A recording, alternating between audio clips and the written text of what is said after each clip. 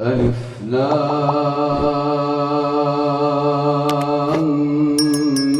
ميم. تلك آيات الكتاب الحكيم هدى ورحمة للمحسنين الذين يقيمون الصلاة ويؤتون الزكاة وهم بالآخرة هم يوقنون أولئك على هدى من ربهم وأولئك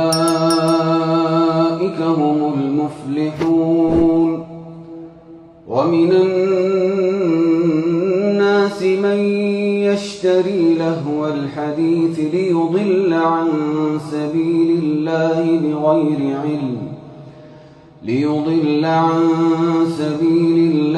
بغير علم ويتخذها هزوا أولئك لهم عذاب مهين. وإذا تتلى عليه آياتنا ولى مستكبرا كأن لم يسمعها كأن في أذنيه وقرا فبشره بعذاب أليم. إن الذين آمنوا وعملوا الصالحات لهم جنات النعيم خالدين فيها وعد الله حقا وهو العزيز الحكيم. خلق السماوات بغير عمد ترونها وألقى في الأرض رواسي أن تميد بكم وبث فيها من كل دابة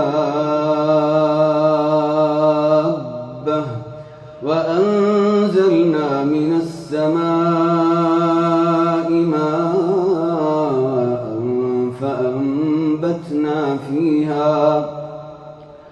فأنبتنا فيها من كل زوج كريم. هذا خلق الله فأروني ماذا خلق الذين من دونه بل الظالمون في ضلال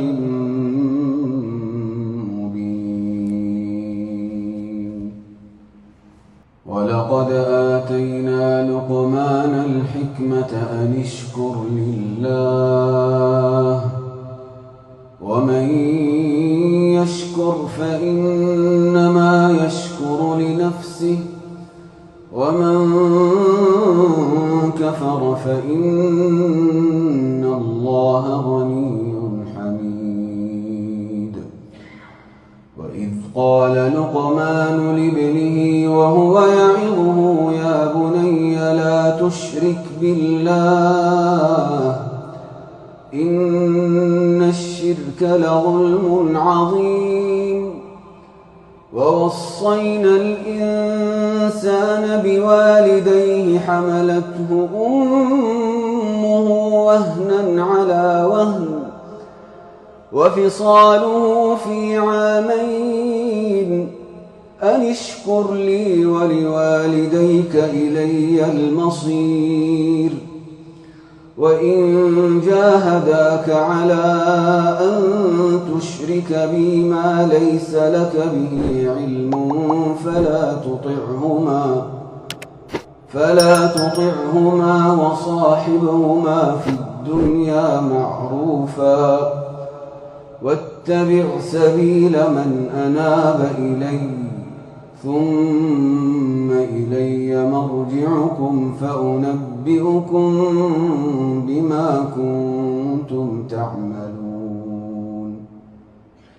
يا بني إنها إن تك مثقال حبة من خردل إنها إن تك مثقال حبة من خردل فتكن في صخرة أو في السماوات أو في الأرض يأت بها الله إن الله لطيف خبير يا بني أقم الصلاة وأمر بالمعروف وانه عن المنكر واصبر على ما أصابك إن ذلك من عزم الأمور ولا تصعر خدك للناس ولا تمش في الأرض مرحا إن الله لا يحب كل مختال فخور واقصد في مشيك واغضض من صوتك إن أنكر الأصوات لصوت الحمير الله أكبر الحمد لله رب العالمين الرحمن الرحيم مالك يوم الدين إياك نعبد وإياك نستعين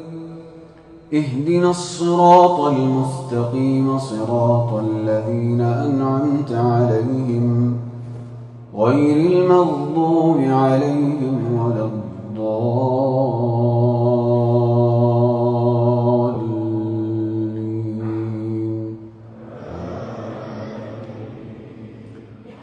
ألم تروا أن الله سخر لكم ما في السماوات وما في الأرض وأسبغ عليكم نعمه ظاهرة وباطنة ومن الناس من يجادل في الله بغير علم ولا هدى ولا كتاب منير وإذا قيل لهم اتبعوا ما أنزل الله قالوا بل نتبع ما وجدنا عليه آباءنا أولو كان الشيطان يدعوهم إلى عذاب السعير ومن يسلم وجهه إلى الله وهو محسن فقد استمسك بالعروة الوثقى وإلى الله عاقبة الأمور ومن كفر فلا يحزنك كفره إلينا مرجعهم فننبئهم بما عملوا إن الله عليم بذات الصدور نمتعهم قليلا ثم نضطرهم إلى عذاب غليظ ولئن سألتهم من خلق السماوات والأرض ليقولن الله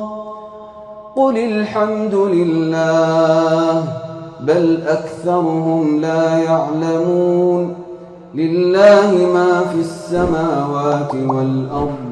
إن